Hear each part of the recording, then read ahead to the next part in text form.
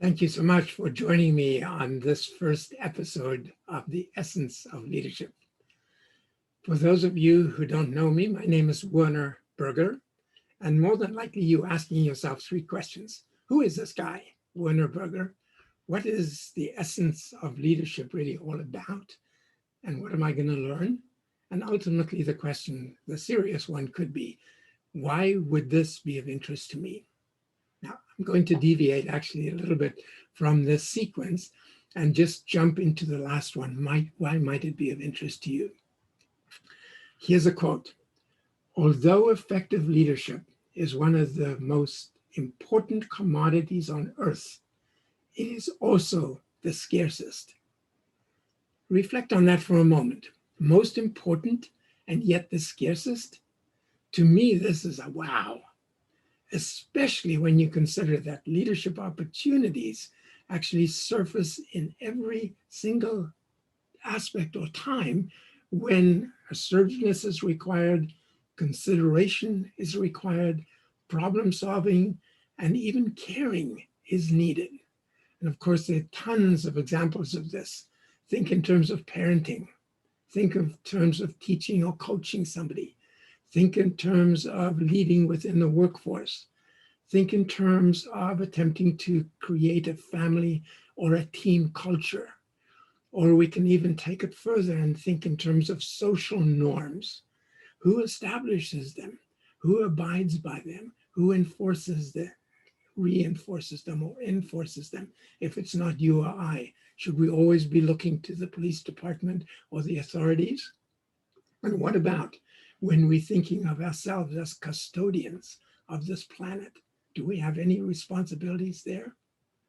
Now, unfortunately, dishonoring any of these aspects has an incredible negative consequence. And so that is the big question. How do we, you and I, deal with those issues? Coming back to this first question, I've been a corporate leadership consultant since the mid-'80s and have worked with companies as large as AstraZeneca, Clorox Canada, and a whole host of in-between and smaller companies like Halcyon Waterbed, or even a 5-person company that that creates books or helps you write books. What fascinates me most, though, is that I'm also in the Guinness Book of Records as the oldest person to have climbed the highest mountain on each of the 7 continents, including Mount Everest. And the fact that this taught me more about myself and the true essence of leadership than I learned during my 3 MBA degrees, 3 degrees, one of them an MBA, taking over the running of a small business, approximately 15, 17 employees, and growing it to 94 in 7 years. That's 100% growth rate on average per year. Or having spent 30 years or so, plus actually, as a corporate leadership consultant. The bottom line to what I learned is that leadership training rarely works and almost never provides the anticipated return on investment. What shocks me even more, and this statistic probably will shock you as well, $166 billion is spent by corporations every single year in North America on leadership training.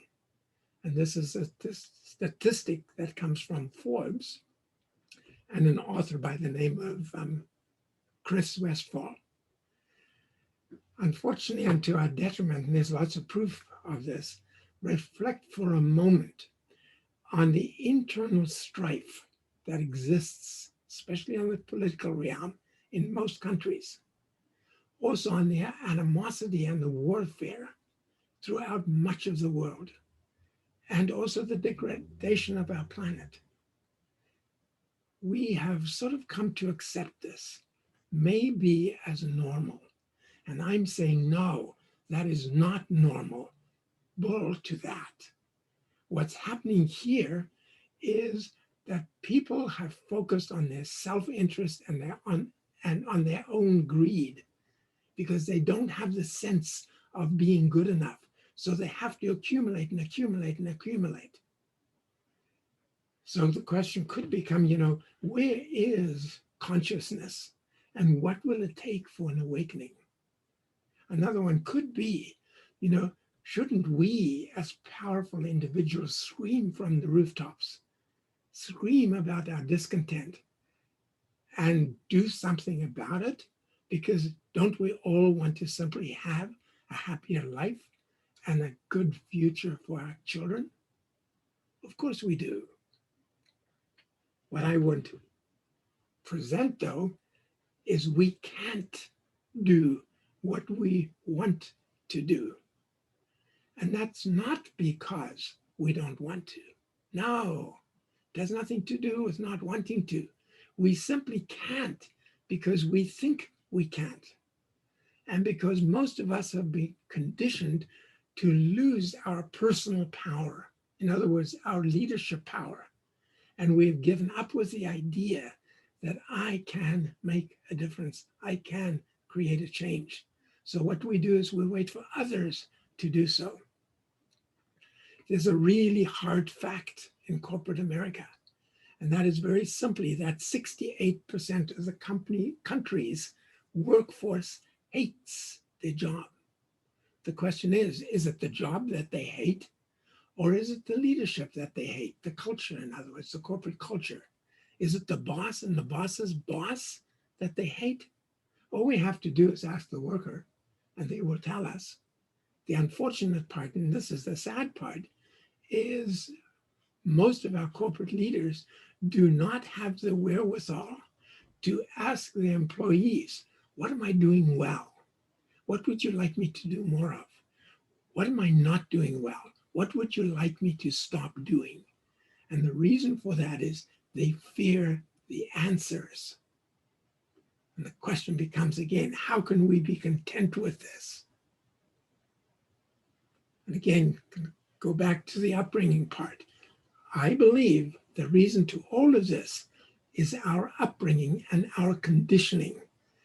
And the people skills training, or the leadership training, in fact, because leadership is all about people skills and more, we can only look upon as having been teaching, which is of course important, but it is outside in. True leadership is not cognitive, doesn't come from the head and thinking of what I need to do right now. It comes from the heart, which of course also then means that leadership cannot be learned. It can be influenced by our learning, but it has to be developed. Ultimately, it is an inside job. And although it might be stimulated by the outside and by training influences, those really are the crux of the issue. In other words, the crux is, how do I show up? And who am I being when I show up? It's not only what I say, it's about who I'm being when I'm saying what I say. I'll be repeating this statement several times more before we get to the end. Consider yourself for a moment on a leadership scale. On the one hand, I'm not a leader at all. On the other hand, I'm a very effective leader. And of course, there's some in-betweens. And then there's some other classifications. And most of the time we look at leaders as being control and command oriented. Or sometimes we see people in leadership positions that are basically not there. They're absentee leaders. So think for yourself for a moment. Where are you on this continuum? Not a leader, highly effective leader. And remember the statement, leadership is one of the most important, yet one of the scarcest commodities on earth. What I have observed as a corporate consultant and in my life to date is that most people do not think of themselves as leaders, although they would love to.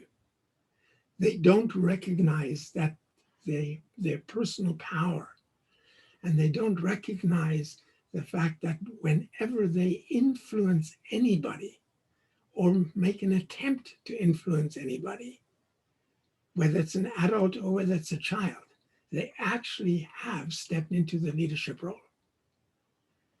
Unfortunately, and what is worse, especially in my eyes, is the potential damage that people in leadership positions knowingly and unknowingly do, and yet consider themselves to be highly effective leaders. And the only reason they see themselves that way is because they're in a situation of position power when everybody else knows that they really suck at the job. And some examples, and again, some of them might be unintentional, could be parents who are stunting the growth, the emotional growth of their kids via their adults' behavior, or the corporate leader who literally sabotages the performance of his or her employees, again, by their ineffective behavior, inappropriate behavior. Or think of a spouse that is causing this destruction of a marriage. And what we know is when these things happen, the blame is always laid on the other person. And by now you might actually be asking yourself, what does this guy Werner define as a leader? And I'm going to quote myself here. A leader is someone who inspires others to excel and who encourages them to be open to reach beyond their comfort zones and into the domain where all personal growth occurs. And maybe even inspires them beyond what they feel they can accomplish or even sense that they can accomplish. That to me is real leadership. Now, leadership always should start with self-leadership, and then it transitions to relational leadership. However, that is not the norm. It's usually the other way around. I believe that virtually every single child is born with a capacity to become a highly effective leader. However, during his or her formative years, due to many circumstances, this ability has become stunted. If you ask me, how do I know? I would say to you simply, look around. Or I'd say, get a sense of how irrationally adults behave even when they know better. Or how kids entering adulthood so frequently, and in fact, I would say most of the time, have the conviction, I'm not good enough. And then they spend the rest of their lives hiding this I'm not good enough perception to prove that they are good enough, just so that others would accept them. And the sad part, of course, is that every time they put an effort into focusing on meeting the other person's expectations, they actually remove themselves further and further from themselves. And I'm saying, what a shame. From personal experience, and I've gained this specifically as a corporate leadership consultant, and of course, with my years on the planet, I have seen failures by adults who are motivated and are struggling to implement what I consider to be powerful and highly effective people skills into their lives, whether it's personal or whether it's business. And the problem, of course, is it's not about knowing the skills. It's about doing something with the skill to the extent where it's integrated with their own expression of who are they being. I can hear you say, what? Why the failures? Coming back to my point, because leadership cannot be taught. It has to be developed. Remember again, parenting is leadership. Sales is leadership. Influencing of every kind is leadership. What I now define as leadership is A leader is someone who inspires others to excel and encourages them to be open to reach beyond their comfort zone and into the domain where all personal growth occurs. And only when that takes place can the person become present and grounded. This is the information, the presence, and the grounding that leads us to have the ability to be empathic, truly empathic, and still be true to our values, while we being assertive and not giving up on what we expect or what we want. The empathy and the assertiveness really is the indicator, to me at least, where that person's focus is. Is it on themselves or is it on others? In other words, outward. An example of this could be the quasi-leader, where everything is about himself, where position power rules the day, and where personal power takes a back seat or is not even existent. And we've seen this over and over, where the bully would say, "Did I say that? Are you arguing with me? There's only one boss here, and that's not you." Or we say to a kid, "Stop crying, and I'll give you something to cry about." Back to my comment on training. Training generally comes from an external source, and it's supposed to instruct me in what to do. And although important, and I know I'm repeating myself, leadership is not just about what you do. Instead, and critically important, is who are you being when you are doing. Let me give you a couple of very simple examples, and I'm sure that they will ring a bell. I might teach you communication skills. And if you're a assertive person, you will attempt to implement my listening skills that I've taught you. And you say, "Oh, wow, this will make a difference to my life because I really need to integrate more with my people." And when you're attempting to implement the skills with somebody, there's this sense of discomfort, or there's this sense of, "Oh, I'm feeling phony. I'm just manipulating them to get what I want." And at that point, they quit. At the same time, in these early stages, the recipient is likely to sense their discomfort or their dis-ease and might actually perceive them as being non-authentic. And of course, that gets telegraphed, and that also stops the implementer. Think for a moment of sales, and we've all seen this. The salesperson that telegraphs that I'm here to sell you something and to take the money out of your pocket, as opposed to the salesperson that is genuinely here to help you solve a problem and encourages you to buy, but only if it makes a difference in your life. What we see here is that intent plays a huge role, and intent is something that truly comes from the inside. And when you add comfort to that, then the skill can be judged as congruent. And as a result, that there's a win-win potential in this relationship. Or incongruent, and immediately it gets judged as a win-lose. The first one, of course, intrigues, and it allows the recipient to be open to whatever. And the other one, of course, closes the doors. What I've been leading up to all this time is that there are two distinct yet interconnected aspects to leadership.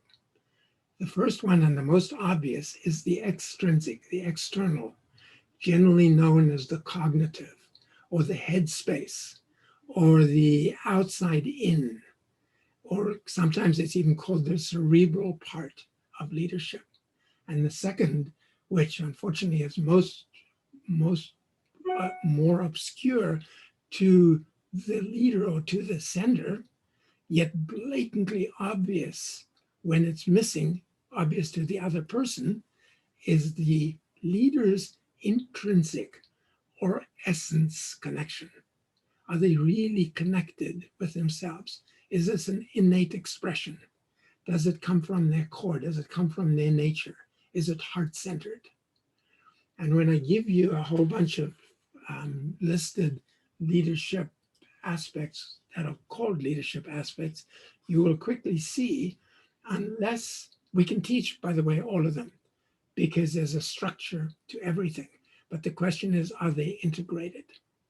And here's just a very quick list of 11. And think in terms of them. Do they come from, could they be coming from the heart, or could they just simply be lip service? Inspiring excellence. Leaders have to do that if they're really true leaders.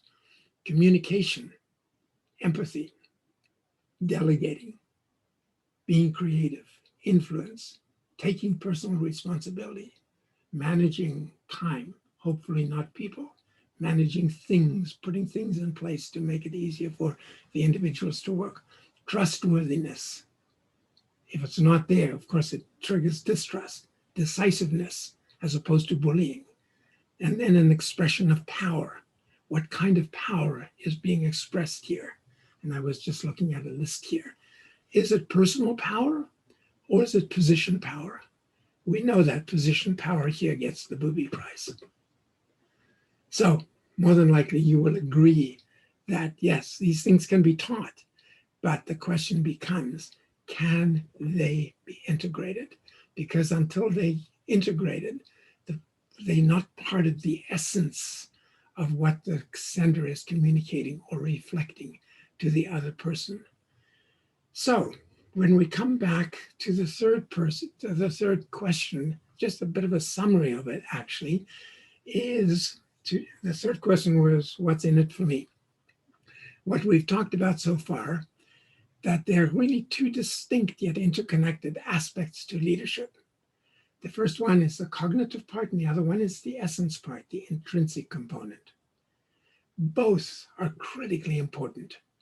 Most training has to do with the former, the cognitive, with the hope that it would be integrated into the person's way of being so that it really comes authentic. We learned that 166 billion is spent on leadership training every year with very limited ROI. I've mentioned that one of my beliefs is that we're all born with a capacity to be highly effective leaders. Yet, unfortunately, we have lost the capability to a very large extent. Not completely, but to a large extent. And then my other belief is that we can rediscover the benefit of this, not just to ourselves, but also to the world. In my subsequent shows, in Meet Me at the Top, and especially The Essence of Leadership, I will be interviewing experts who will hopefully elaborate on the fundamentals of leadership and how to really assimilate the cognitive, but also the essence of leadership. We'll be delving into, what can we learn from such prominent leaders like Gandhi or Mandela, Mother Teresa, Lincoln, maybe the late John Lewis, beyond just, and we'll all agree that they all had a purpose, they were all really focused, they were persistent, and they were committed. And it didn't matter what was going on. Those four things never varied. But the most and the least, and not the least, should I say, is really the importance of purpose of this series.